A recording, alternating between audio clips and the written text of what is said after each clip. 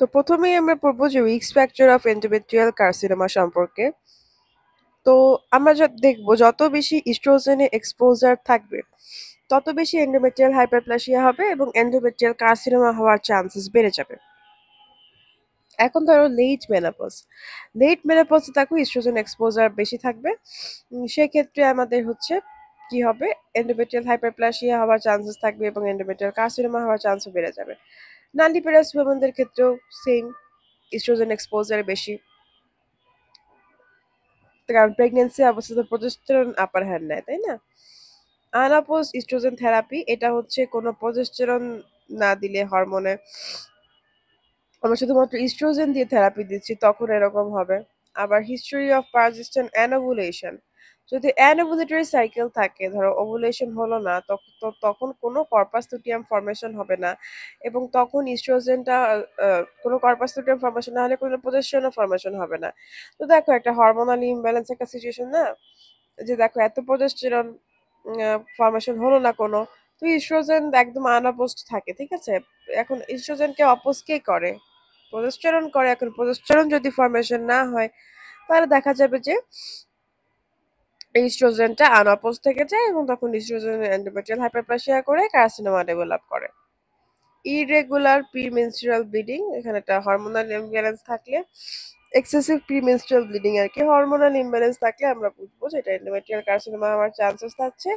Obesity, diabetes, hypertension, তিনটে ট্রায়াডের কথা মনে রাখতে হবে। এগুলা হচ্ছে দেখো, অবেসিটিতে আমাদের অ্যাডিপোজ টিস্যু আছে, যেটা কিনা আমাদের যে অ্যান্ড্রোজেনকে ইস্ট্রোজেনে কনভার্ট করে, তাহলে আমাদের কিছু পরিমাণে অ্যাডিপোজ টিস্যু কিন্তু সবসময় দরকার হয়, হ্যাঁ, ইস্ট্রোজেনে কনভার্ট হওয়ার জন্য, ইস্ট্রোজেন তৈরি হওয়ার জন্য কিছু পরিমাণে, তৈরি না আসলে, কনভার্ট করার জন্য, অ্যান্ড্রোজেন কি ইস্ট্রোজেনে কনভার্ট করার জন্য কি অ্যাডিপোজ টিস্যুর প্রয়োজন হয়। তারপর ডায়াবেটিস, হাইপারটেনশন তো আছেই, এই দুটাতে এন্ডোমেট্রিয়াল কার্সিনোমার চান্সেস বেড়ে যায়। তার পাশাপাশি ব্রেস্ট, ওভারি, কোলন আর এন্ডোমেট্রিয়াল ক্যান্সার যদি থাকে বা ফ্যামিলি হিস্ট্রি, তাহলে জেনেটিক হিস্ট্রি থাকলে দেখা যায় যে এটা চান্সেস বেড়ে গেছে। অ্যাটিপিক্যাল এন্ডোমেট্রিয়াল কার্সিনোমা, এখন অ্যাটিপিক্যাল কোনটা, যদি দেখো নর্মাল যেসব টিপিক্যাল এন্ডোমেট্রিয়াল হাইপারপ্লাসিয়া যেগুলো আছে, সেগুলো দেখা যায় যে কি হয়, নিজে নিজে রিগ্রেস করে, বা যেগুলো অ্যাটিপিক্যাল এগুলা হচ্ছে এইসব হাইপারপ্লাসিয়া দেখা যায় যে নিজে নিজে রিগ্রেস না করে সেগুলা কার্সিনোমার দিকে নিয়ে যায়। তারপর ট্যামোক্সিফেন থেরাপি, ট্যামোক্সিফেন হচ্ছে ইস্ট্রোজেন রিসেপ্টর মডুলেটর, এই থেরাপি দিলে হচ্ছে দেখা যায় যে এন্ডোমেট্রিয়াল পলিফারেশন হয়ে এরকম কার্সিনোমা ডেভেলপ করে। আর রেডিয়েশন এক্সপোজার, দেখো রেডিয়েশন দিলে কি হয়, পেলভিক রেডিয়েশন ডাইরেক্ট ড্যামেজ করে এবং ওভারিয়ান ফেলিয়ার করে, তা তখন হচ্ছে ইউটেরাইন ম্যালিগন্যান্সির চান্সেসও বেড়ে যায় ডাইরেক্ট রেডিয়েশন দিলে। আচ্ছা, এবার আমরা চলে যাই varieties of the endometrial carcinoma, কি কি ভ্যারাইটি আছে। তো আমরা জানি যে এখানে যে লাইনিংটা সেটা হচ্ছে কলামনার এপিথেলিয়াম, তাহলে অ্যাডিনোকার্সিনোমা। যদি স্কোয়ামাস মেটাপ্লাসিয়া হয় তখন সেটাকে আমরা কি বলবো, স্কোয়ামাস সেল কার্সিনোমা, হ্যাঁ। তো দুটো যদি মিক্স থাকে, অ্যাডিনোকার্সিনোমা উইথ স্কোয়ামাস এলিমেন্ট। এখন আমাদের যে যে টিউমার সেলগুলো আছে সেগুলা যদি আহ সেরাস হয়ে যায়, tumour cell like serous carcinoma of fallopian tube, তো তখন হচ্ছে সেরাস কার্সিনোমা হয়ে যাবে। মিউসিনাস মেটাপ্লাসিয়া হলে মিউসিনাস অ্যাডিনোকার্সিনোমা ডেভেলপ করবে। ক্লিয়ার সেল অ্যাডিনোকার্সিনোমা হতে পারে, সেটা যদি ক্লিয়ার সেল কখন হয়, যে আমাদের যে নর্মাল এন্ডোমেট্রিয়াম আছে সেগুলো তো গ্লাইকোজেন লিপিড দিয়ে ভরা থাকে, এখন দেখে মনে হবে মানে যখন হচ্ছে ক্লিয়ার সেল ফর্মেশন হয় তখন নর্মাল এন্ডোমেট্রিয়াম সেলগুলোতে গ্লাইকোজেন লিপিড দিয়ে ভরা থাকবে এবং দেখে মনে হবে looks like empty under microscope, তো তখন ক্লিয়ার সেল কার্সিনোমা ডেভেলপ করবে। সিক্রেটারি, দেখো নর্মাল এন্ডোমেট্রিয়াম সিক্রেটারি ফেজ এন্ডোমেট্রিয়ামে চলে গেছে, তখন যদি কার্সিনোমা হয় তখন সিক্রেটারি কার্সিনোমাতে যাবে। তাহলে clear sell, secretary, serous, mucinous, adenocarcinoma with squamous element, squamous cell carcinoma, এই হচ্ছে কয়েকটা varieties of the endometrial carcinoma.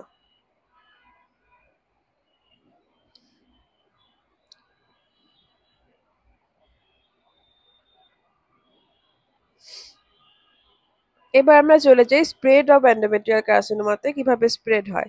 একটা হচ্ছে ডাইরেক্ট স্প্রেড। এখানে কি হয়, মায়োমেট্রিয়ামে ইনফিলট্রেট করে এবং প্যারামেট্রিয়ামে স্প্রেড করে, মাঝে মাঝে সার্ভিক্সের দিকেও স্প্রেড করতে পারে।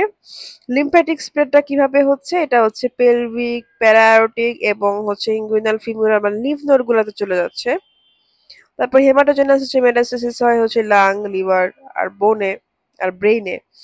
লাং, লিভার, বোন, ব্রেইন এই কয়েকটা জায়গায় হেমাটোজেনাস মেটাস্টেসিস হয়। তারপর আমরা চলে যাই ডায়াগনোসিসে। এটা রিস্ক ফ্যাক্টরে যেগুলো আমরা দেখেছিলাম যে পেশেন্ট অবেস থাকতে পারে, নালিপ্যারাস থাকতে পারে, ডিলেড মেনোপজের হিস্ট্রি থাকতে পারে, লেট মেনোপজ। হ্যাঁ, তারপর সিমটমের মধ্যে আমরা কি দেখবো যে পোস্ট মেনোপজাল ব্লিডিং, এটা খুবই ইম্পর্টেন্ট যে after menopause endometrium should be inactive. Bleeding bleeding যদি হয়ে থাকে তাহলে আমরা বুঝবো যে এটা মানে কার্সিনোমার কজে ব্লিডিং হচ্ছে। আদারওয়াইজ এখানে ব্লিডিং হওয়ার কোনো চান্স নাই, কাজ এন্ডোমেট্রিয়ামটা মেনোপজের পরে ইনঅ্যাক্টিভ। হ্যাঁ,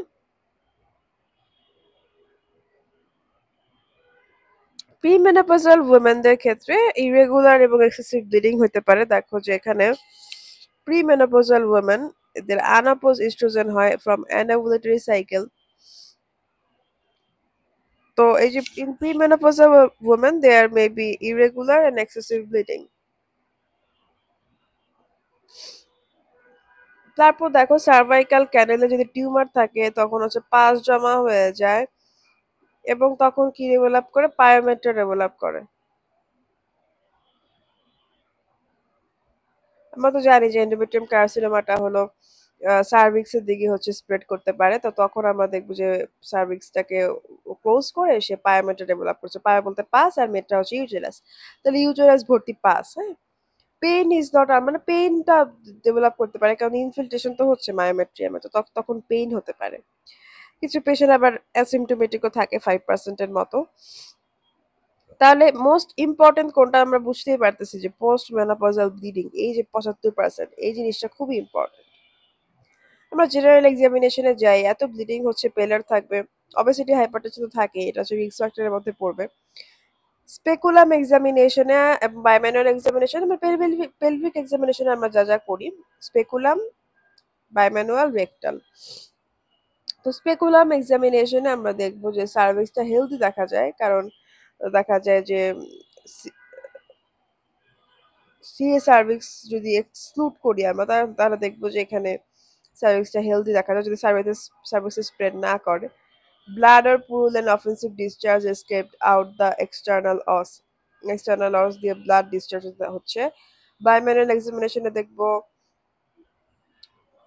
uterus either অ্যাট্রোপিক, normal or maybe enlarged. এখন অ্যাট্রোপিক হতে পারে, নর্মাল হতে পারে, এনলার্জ হতে পারে মাসের জন্য যেহেতু সিএ মানে কার্সিনোমা। তারপর দেখো মোবাইল থাকতে পারে আনলেস লেট স্টেজ। নর্মালি হচ্ছে এটা কি, লেট স্টেজে এটা হচ্ছে এক্সটেন্ড করে outside and adhere to the surrounding tissue, but normally এটা হচ্ছে কি হয় ভেতরেই থাকে। হ্যাঁ, একদম লেট স্টেজে গেলে সেটা স্প্রেড করবে। Detects posterior spread into rectovaginal space, মানে রেক্টাল এক্সামিনেশন করে আমরা দেখতে পারবো যে পেছনে রেক্টোভাজিনাল স্পেসে কি এটা স্প্রেড করেছে কিনা। তো তার জন্য আমরা রেক্টাল এক্সামিনেশন করে দেখবো। তাহলে পেলভিক এক্সামিনেশনে এগুলাই। এবার আমরা ইনভেস্টিগেশনে চলে আসি। ইনভেস্টিগেশনে আমরা দেখবো যে এন্ডোমেট্রিয়াল বায়োপসি করা যায়। তারপর এই যে সিএ সার্ভিক্সটাকে এক্সক্লুড করার জন্য আমরা প্যাপ স্মিয়ার করতে পারি। তারপর দেখো ultrasound and colour Doppler. Colour Doppler কেন করা হয়? আচ্ছা, ফার্স্টে আমরা দেখি যে ওই যে ট্রান্সভাজাইনাল আল্ট্রাসোনোগ্রাম, এটা কিভাবে করা হয়, এটা করে দেখা হয় যে এটা আসলে টিভিএস দিয়ে আমরা দেখতে পারি পেলভিসের কন্ডিশন কিরকম। প্লাস ট্রান্সভাজাইনাল আল্ট্রাসোনোগ্রাম করে কিন্তু পেলভিসের কন্ডিশনটা ভালো মতো দেখা যায়, বোঝা গেছে? ওই দিক থেকে তো পেলভিসের অ্যাক্সেসটা ভালো। ভ্যাজাইনা দিয়ে পেলভিসটা, আমরা যদি ভ্যাজাইনা দিয়ে আল্ট্রাসাউন্ড করে দেখি তাহলে পেলভিসটা কি ভালো বোঝা যাবে, তাই না, পেলভিসের কন্ডিশন। তাই আমরা ট্রান্সভাজাইনাল আল্ট্রাসাউন্ড করে থাকি। এবং ডপলারটা করা হয়, ডপলার হচ্ছে কালার ডপলার। এখানে দেখো আমাদের ম্যালিগনেন্সি তো ভাস্কুলারিটি বেড়ে যায়, তো কালার ডপলার করে আমরা হচ্ছে ইজিলি দেখা যায় যে ম্যালিগনেন্সি আছে কিনা সেটা দেখতে পারি। হ্যাঁ, আর এন্ডোমেট্রিয়াম প্যাপানিপুলাও স্মিয়ার বা প্যাপ স্মিয়ার, এটা তো আমরা সিএস সার্ভিসের জন্য করি। তো আমরা তো জানি যে এন্ডোমেট্রিয়াল কার্সিনোমা নিচের দিকে স্প্রেড করে সিএস সার্ভিস ডেভেলপ করতে পারে।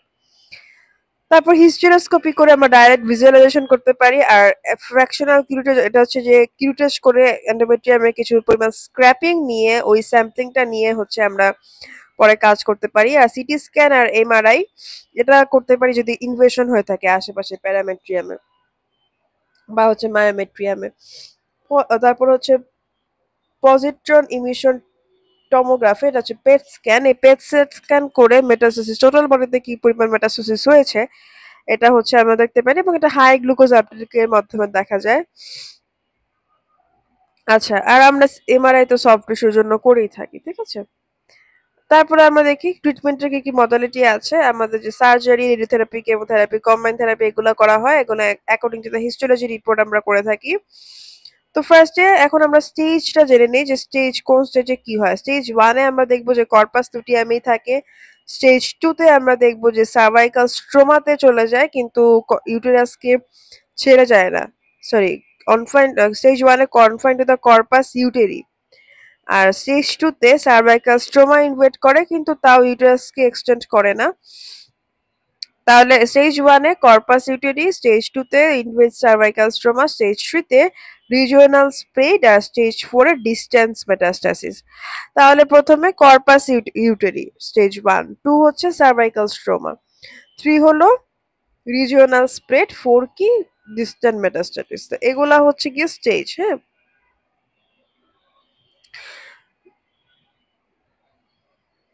তো আমাদের যখন স্টেজ 1 থাকবে, শুধুমাত্র কর্পাস ইউটেরি পর্যন্ত থাকবে, তো তখন হিস্টেরেক্টমি করা যাবে বা বায়োটেরাল সালফিন ওফুরেক্টমি করা যাবে। স্টেজ 2 তে যখন থাকবে, তো এই যখন হচ্ছে গিয়ে সার্ভাইকাল স্ট্রোমাতে এক্সটেন্ড করে যাবে, তখন রেডিয়েশন দিতে হবে। তারপর রেডিয়েশন দেওয়ার পরে আমাদের হিস্টেরেক্টমি করা লাগতে পারে। আচ্ছা, এখানে এক্সট্রাফাসিয়াল হিস্টেরেক্টমি আর রেডিক্যাল হিস্টেরেক্টমি কি, এই দুটো জিনিস নিয়ে আমরা একটু পড়বো। তো এক্সট্রাফেসিয়াল হিস্টেরেক্টমি হচ্ছে সিম্পল হিস্টেরেক্টমি, মানে আমরা ইউটেরাস এবং সার্ভিসটাকে রিমুভ করব উইদাউট প্যারামেট্রিয়াল টিস্যু, শুধুমাত্র ইউটেরাস এবং সার্ভিসটাকে রিমুভ করব। এখন স্টেজ 1-এ এখানে হচ্ছে প্যারামেট্রিয়াল অথবা সার্ভাইকাল স্ট্রোমার ইনভেশন নাই, তো এখানে আমাদের দেখা যায় যে র্যাডিক্যাল অপারেশনের কোনো প্রয়োজন নেই। হ্যাঁ, এক্সট্রাফেসিয়াল অপারেশন করলেই হবে। দ্যাটস ওয়াই এক্সট্রাফেসিয়াল আমরা হিস্টেরেক্টমি করি, এটা স্টেজ 1-এ করে থাকি। আর রেডিক্যালটা তো আমরা পড়েছি যে এখানে সার্জিক্যাল রিমুভাল হয় ইউটেরাসের আপার পার্ট অফ দ্য ভ্যাজাইনার, প্যারামেট্রিয়ামের এবং লিম্ফ নোড গুলাতে, ইভেন ইউটেরাস একটা লিগামেন্টেরও। রেডিক্যাল মানে হচ্ছে রুট। হ্যাঁ, মানে removing not only the main organ but the tumour যে সারাউন্ডিং টিস্যুতে স্প্রেড করেছে সব সহ আমি উঠিয়ে ফেললাম, একদম নির্মূল করে ফেললাম, এটা আর কি। এটাকে বলা থাকে রেডিক্যাল। তাহলে স্টেজ 2-তে আমরা রেডিক্যাল করতে পারি, অথবা প্রাইমারি একটা রেডিয়েশন দিয়ে কন্ট্রোল করে তারপরে হচ্ছে এক্সট্রাফেসিয়াল হিস্টেরেক্টমি করতে পারি। তাহলে এই গেল রেডিয়েশন আর হচ্ছে হিস্টেরেক্টমি। আর আমরা রেডিওথেরাপি কখন দেই, কেমোথেরাপি কখন দেই, কম্বাইন থেরাপি কখন দেই? রেডিওথেরাপি দেই যখন হচ্ছে পেশেন্ট অ্যাডভান্স ডিজিজে চলে গেছে। কেমোথেরাপি দেই অ্যাডভান্স আর রিকারেন্স স্টেজে আছে অর ইন মেটাস্টেটিক লেশন। মোটামুটি অ্যাডভান্স হলে রেডিওথেরাপি, কেমোথেরাপি। কম্বাইন থেরাপি দিয়ে extrafascial hysterectomy followed by adjuvant radiotherapy after surgery is done to prevent loco regional recurrence. তো হিস্টেরেক্টমির পরে আমরা হচ্ছে রেডিওথেরাপি দিতে পারি। রেডিওথেরাপি ইন্ডিকেশনটা কি? ইন্ডিকেশনটা হচ্ছে যেসব পেশেন্ট সার্জারির জন্য আনফিট, যারা সার্জারি করলে তাদের মরবিডিটি, মরবিড কন্ডিশন ক্রিয়েট হতে পারে, সার্জিক্যালি ইনঅপারেবল, যাদের একটা হাই রিস্ক আছে, তাহলে সেটা ক্ষেত্রে আমরা রেডিওথেরাপি করে থাকি। আর দেখো, chemotherapeutic agent used in endometrial carcinoma. First হচ্ছে কেমোথেরাপিক এজেন্ট কি কি দেওয়া হয়, দেখো যে প্রোজেস্টেরন, তামোক্সিফেন, সাইটোটক্সিক ড্রাগ, এগুলা হচ্ছে কমনলি ইউজ ড্রাগ। আর সিসপ্লাটিন আছে, কার্বোপ্লাটিন আছে। হ্যাঁ, তো এগুলা হচ্ছে সাইটোটক্সিক ড্রাগ ইউজ করা হয়। তার পাশাপাশি কেমোথেরাপিউটিক এজেন্ট হিসেবে তামোক্সিফেনও ইউজ করা হয়, প্রোজেস্টেরনও ইউজ করা হয় এন্ডোমেট্রিয়াল কার্সিনোমাতে। তারপর এন্ডোমেট্রিয়াল কার্সিনোমা যদি প্রিভেন্ট করতে চাই তাহলে আমরা কি দেখবো, ওয়েট কন্ট্রোল করতে হবে, মানে ওই যে রিস্ক ফ্যাক্টর গুলো কমানোর চেষ্টা করতে হবে। Use of estrogen after menopause, যদি হচ্ছে আমি estrogen after menopause in non hysterectomised women, তো আমি যে মেনোপজের পরে পেশেন্টদের হচ্ছে হরমোনাল থেরাপি দিয়ে থাকি আমরা, তো এটা যদি ইস্ট্রোজেন এর ইউজটা রেস্ট্রিক্ট করতে হবে, যদি একান্তে দিতে হয় আমরা প্রজেস্টেরনের সাথে দিব। এডুকেশন প্রয়োজন যে ইরেগুলার যদি ভ্যাজানাল ব্লিডিং হয় এবং পেরিমেনোপজাল আর পোস্ট মেনোপজাল পিরিয়ডে, তাহলে এটা হচ্ছে অবশ্যই কনসার্নের বিষয়। আর সেকেন্ডারি প্রিভেনশনে আমরা হাই রিস্ক ওমেন যাদের হচ্ছে মেনোপজাল পিরিয়ডে আছে তাদেরকে অ্যাটলিস্ট আমরা স্ক্রিনিং করতে পারি।